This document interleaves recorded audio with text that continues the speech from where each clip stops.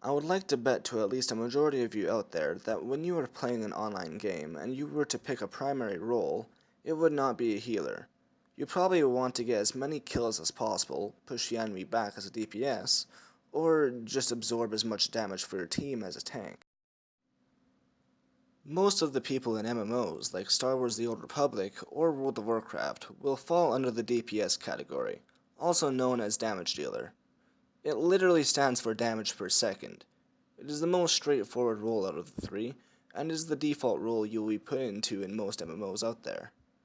It tends to be a different story for me though, as I am usually a healer.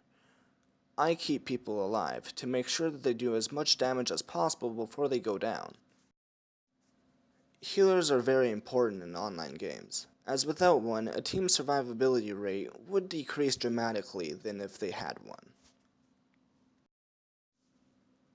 If healers are so important, then why aren't there more out there in the area of online gaming? Well, for some people, they do not like the responsibility and pressure of keeping their whole team alive. If their team gets wiped, or if they are doing badly in a dungeon or flashpoint, then 85% of the time the healer will get blamed and or kicked from group to find a new one. And in extreme cases, they can also get cyberbullied. The funny thing is that if people kick the only healer they have in the group, and let's say a damage dealer takes their spot, then they ended up in a worse position than they were before. Another reason people normally do not pick heals is that they simply do not like the way their class handles healing. And that is totally fine.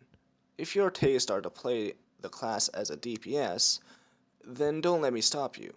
What is more questionable is if you refuse to heal just because another class does a little bit better than you. If you haven't even tried the healing specialization of your class just because of that, then you got a pride thing to work out. Let's go over some of the things that are really good about being a healer. Number 1. You get noticed and as such appreciated a lot more in a group if everything goes well. 2 is that basically nothing can kill you if you're good enough. Let's be honest though, if you piss off 5 people and they're all trying to come at you, then you're probably gonna die. 3 is you can change the entire course of a battle just by being there.